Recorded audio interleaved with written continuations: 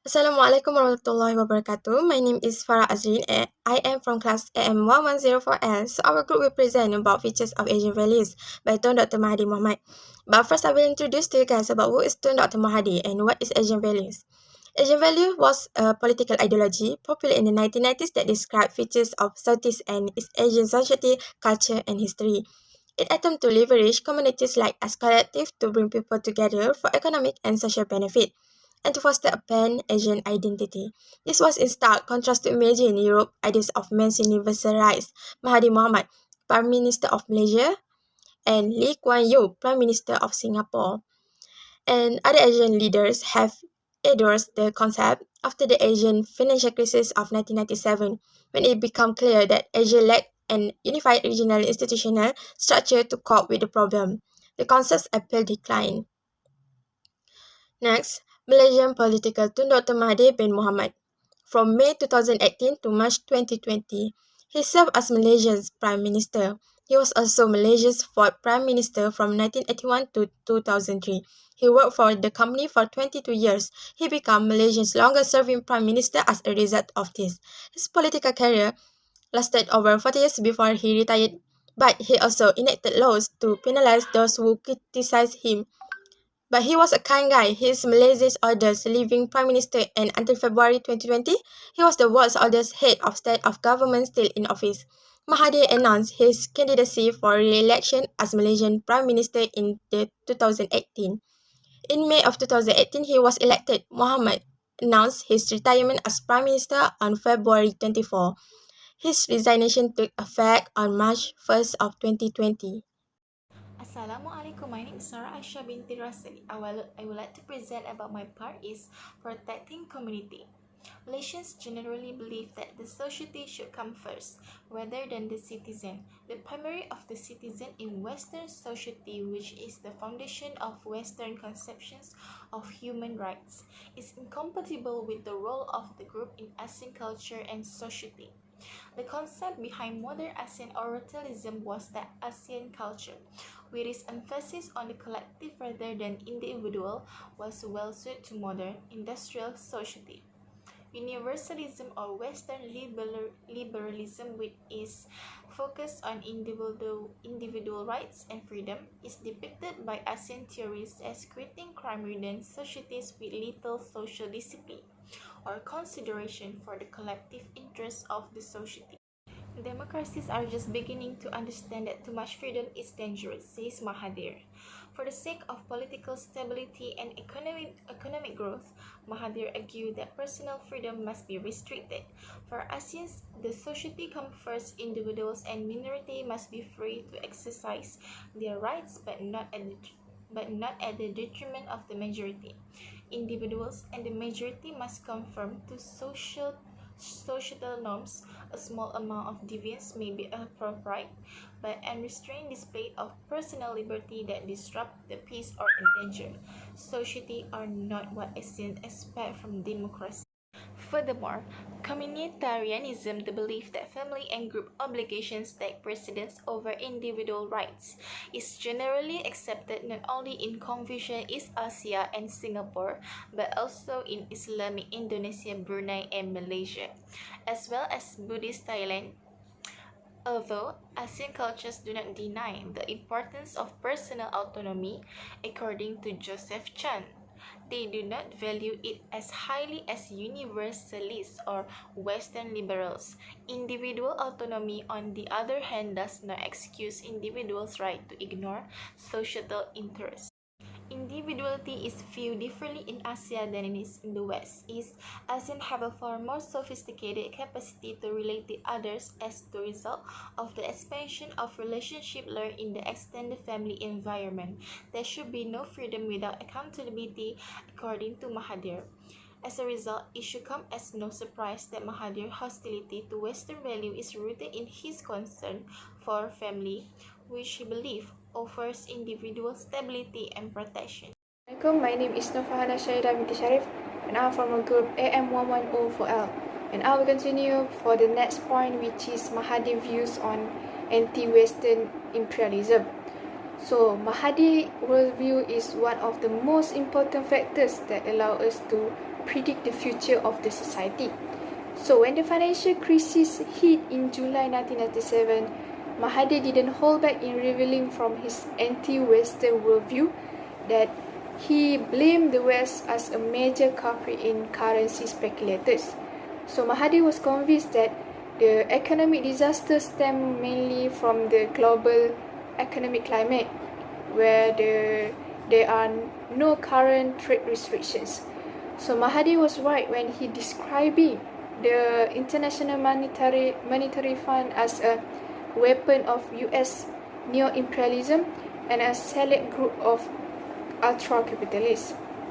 According to Mahathir, when Western pressure on developing countries, including Malaysia, over human rights and also democratization is meant to trigger their instability, economic decline and also poverty. They try to intimidate and also manipulate in such a situation. So Mahathir also concluded that most Westerners are unable to overcome their sense of superiority. They also believe that their structure is more superior in terms of their belief, political and also in terms of their economic than the other country. So they will never stop in oppressing other countries until they follow in their footsteps. So Mahathir went on to say that the West has a long history of violating human rights and is far from being a model democracy in terms and also justice. The irrational sense of Western superiority is prevented from his to seeing a logic in his Eastern ideas. Similarly, the Western media is often described as an involvement in serving the desires and also ideas of dominant Western powers. So these factors were used by Mahathir's government to justify the dominance of the local media. The government also used it as an authority to strengthen the media laws and also to exercise power over both domestic and international publications.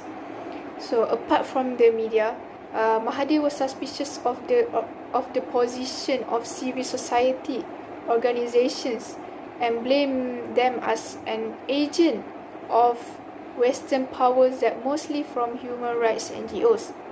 Human rights activists who are often supported by foreign countries and their organizations are seen by the Mahathir government as an obstacle to countries' economic growth and a threat to their stability. So Mahathir's Asian ideas were a powerful response to his critics. Mahathir policies were supported by Asian ideas, and he was able to establish respect and also credibility in the face of detractors' allegations. The theories and also agents of foreign Western imperialism have corrupted these critics. Mahathir successfully built a case in the international arena to explain his promotion of country growth by framing his behavior as a result of a particular Asian community. So that's all from me. Thank you. Assalamualaikum, my name is Nurizati. My topic is critical assessment of Mahadirism. So the first one is force that aim to generate structural change within societies are at the root of current global transformation.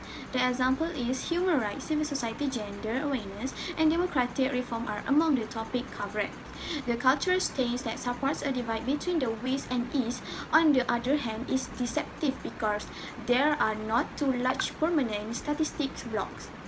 In the age of global interaction, the complex relationship between cultures hold them in a constant state of flux. And other than that, in any case, advocates of ASEAN value are not alone in their cultural agreement. as Western scholars like Huntington regard their version of democracy and human rights as the only true and objective one. The most troubling use, or rather misuse, of cultural agreement is that it is often used as a central plank in the narrative of governments that systematically reject the application of universal human rights principles in their countries to bolster their own influence. Next is the relationship between rights and duties is a common source of confusion. Individuals that are reasonable choose to live under government if it also performs the same duties. A government that infringes on citizens' rights should be labeled as tyranny. Likewise, society that enforce colonial control on other culture without their permission are infringing that thus people's rights.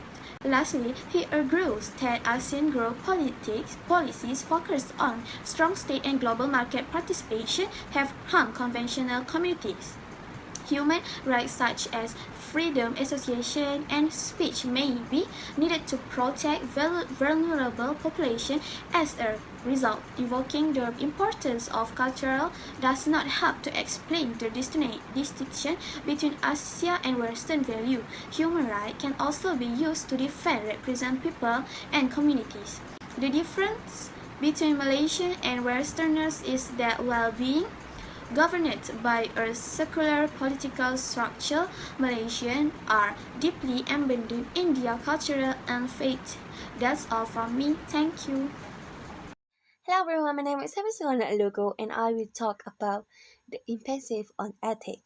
Strong ethic in context of Asian tradition, for example, can be seen in the way of Japanese culture life, such as the tradition of punctuality and professionalism in the workplace. Look is policy that aim to instill Japanese idea in Malaysian's public administration and workplace, and to position Japan and South Korea as a role model for the Malaysian. Aside from the international ties and transforming Malaysia into an advanced and developing economy, this strategy sought to make the land of rising sun role model for the other to follow in terms of strong work ethic, professionalism, and loyalty to the government. The Look is policy program has two components, sending component that is sending Malaysian students to Japanese university and providing instruction to train in Japanese instruction. The aim of this program was not only to concentrate on academic but also to inspire students and trainees to learn positive work ethic and discipline from the work Japanese so they could follow the principle in the workplace. So what we can say is Japanese is very good in the in professionalism in the workplace that everyone knowing that very well. And so that's why on the Dr. Mahathir side that he think that the Japanese is a really good role model for us to follow to bring professionalism and punctuality in workplace in other things. Next is strong government. The definition of the limited government is widely used in Western society. Its origin can be traced back to the Hebraic law, Magna Carta, and the U.S. Constitution. In the West, the idea is closely associated with libertarianism and classical liberalism. People in ASEAN countries, according to Dr. Mahathir, believe in strong democracy, not weak government or state minimalism. He contended that the powerful power should not always imply the despotic rulers. He believed it is impolite for someone in the same council or cabinet to challenge someone who just happened to be his boss. So for the what did I understand is it's very rude for someone to challenge their boss even that was the new boss for them. So that's all from me, and I will pass this to my friend. Thank you. Okay, back to me. I will present for conclusion part. Mahadirism or Mahadi's perspective on human rights is unmistakable, associated with the theory and philosophy of cultural relatives. Malaysia was adamant that its cultural tradition and political realities should be free of the influence of universalism and Western liberalism.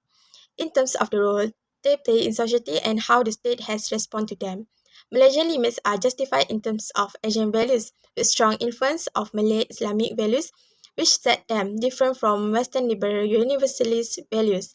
In terms of the role they play in society and how the state has responded to them. In terms of culture, Mahathir's case for Asian value is more of collection of reaction and linked argument against universalism and Western individualism than a single concept. Pupils' behavior is encouraged to be driven by duties and responsibilities rather than individual rights. The Asian values thesis proposed that all members of a community can live safe and satisfied lives only if they live in organized society that limits individualism excesses. The government must create such an atmosphere by restricting individual liberty while striking a balance between civil liberties and social stability. Critics openly question Mahathir's stated motivation for curbing human rights, claiming that his true motivation was to use this issue and a reason for suppressing opposition and consolidating his control. That's all from me. Thank you.